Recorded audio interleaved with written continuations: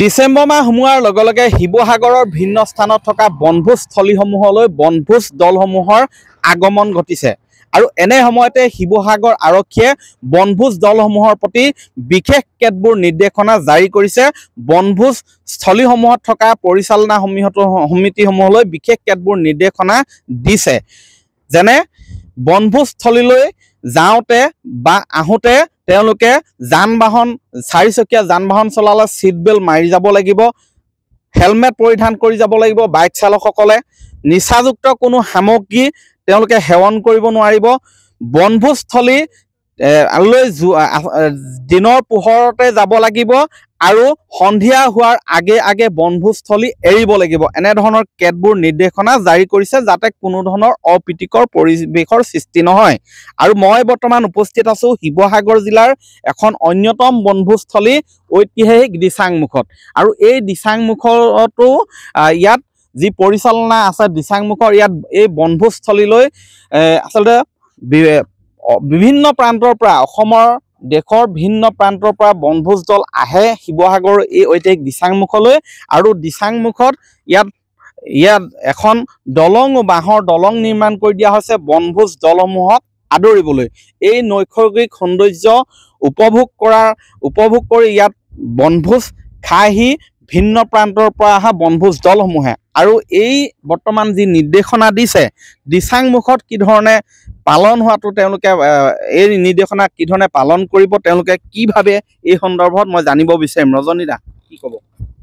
হয়, এইটো মানে খুব গুৰুত্বপূৰ্ণ এটা বিষয়, যিহেতু আমাৰ ডিচেম্বৰ মাহ অহাৰ লগে লগে ডিচেম্বৰ জানুৱাৰী মাহত অসমৰ বিভিন্ন প্ৰান্ততে বনভোজৰ এটা প্ৰয়োভৰ হয়। আৰু এই বনভোজ খাবলৈ আমাৰ বৰ্তমান যিসকল ব্যক্তি আছে উঠি পৰি লাগে। কিন্তু ইয়াতে এটা কথা গুৰুত্বপূৰ্ণ কথা, শিৱসাগৰ জিলা প্ৰশাসন আৰক্ষী বিভাগে যিটো নিৰ্দেশ জাৰি কৰিছে সেই নিৰ্দেশটো সঁচাকৈ খুব গুৰুত্বপূৰ্ণ।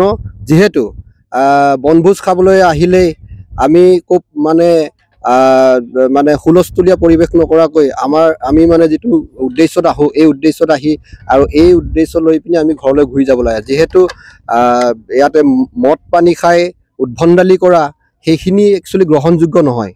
আৰু বনভোজ বুলি ক'লে আমি এটা প্ৰীতিভোজ খোৱা নিচিনাকৈ আমি সকলোৱে মিলি এটা খাওঁ। গতিকে এই বস্তুটো আমি সদায় প্ৰত্যেকেই নিজে নিজে সেই বস্তুটো আমি তাৰ প্ৰতি গুৰুত্ব দিব লাগে। কাৰণ আমি খাই মেলি মাতলামি কৰাটো আমি একচুৱেলি এইটো বিষয় নহয়। গতিকে আৰক্ষীয়ে এই বিষয়টোত যথেষ্ট এটা নিৰ্দেশ জাৰি কৰিছে আৰু আৰক্ষী প্ৰশাসনক আমি ধন্যবাদ জনাইছোঁ।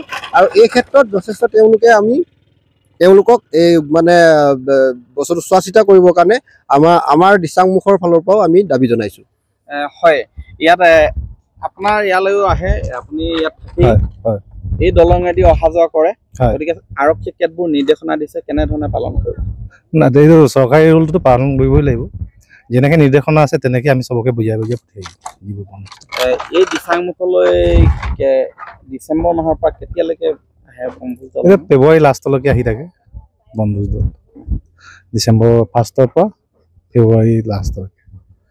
যথেষ্ট সংখ্যক হয় বহুত। আদৰিবলৈ কি ধৰণে সাজু হৈছে? আমিতো আগৰ নিচিনাকে আদৰিব লাগিব চবকে, ৰাইজকে।